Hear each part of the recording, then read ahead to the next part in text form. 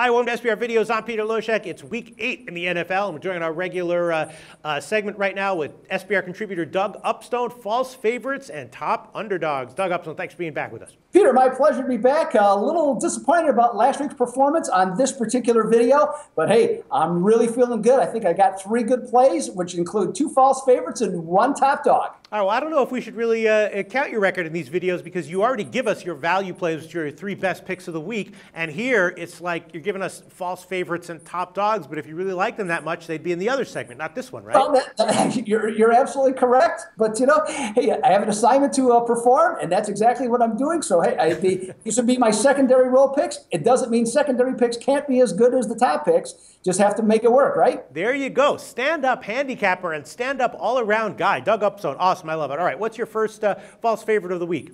My first false favorite, Peter, is the New York Jets. Okay. Now, the Jets last week, you know, they had actually an interesting week. They outplayed New England, should have won the game, but because their offense is so mediocre, when they get on the other team's side of the field, they ended up kicking 4 field goals, which cost them against New England. The next day, Seattle found a pigeon in the Jets, being able to take Percy Harvin off their hands. You know, and if I may digress here, I look at Percy Harvin. What good is he really going to do the Jets halfway through the season at this point?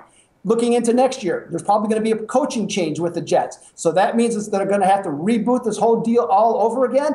You look at Percy Harvin, he hasn't played 16 games since 2011. The guy has proven to have a bad attitude, and he's with his 3rd team in 3 years.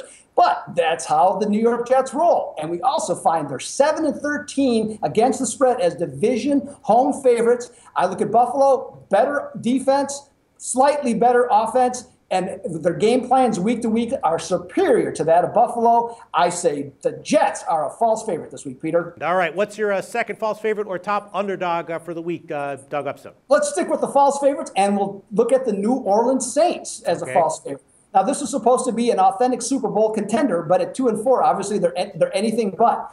Their defense is much worse. They're giving up 8 points a game more compared to last year. Their offense, while still ranked 3rd in yards gained, is 24th in yards per point. So that's a huge drop. And Tossin, their offense and defense has contributed to them losing 3 games in the 4th quarter with leads. Now, I understand that the odds makers should make New Orleans a favorite here against Green Bay in order to balance the action. You can't make Green Bay a favorite because when you look at the overall talent of the 2 teams, it doesn't make sense. But when taking the temperature of both these teams, I look at Green Bay as being healthy, playing well, doing things, and I'm thinking the Saints might need some urgent care, especially after this week. I think Green Bay is going to win the game outright Sunday night, which makes New Orleans a false favorite. All right, interesting opinion there, Doug Upstone. And I actually previewed this game pretty extensively with Indian Cowboy, respected professional handicapper, and he made a lot of points similar to what you made about the line, why the line where it is, what would happen if it was different.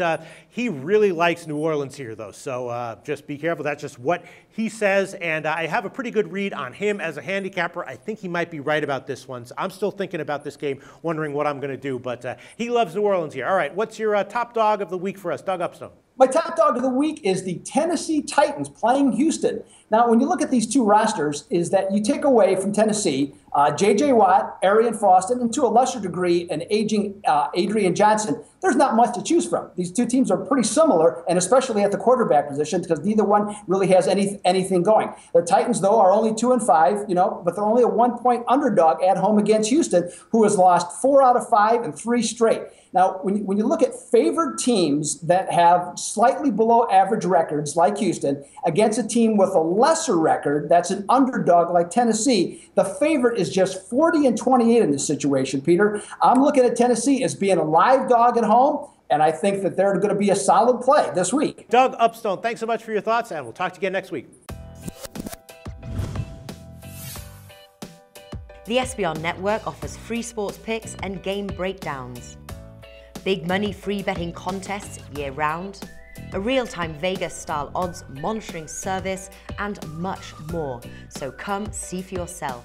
To stay updated on SBR news and promotions, follow us on Twitter, Facebook, and Google+, and do be sure to subscribe to the Sportsbook Review YouTube channel to catch all our daily sports shows.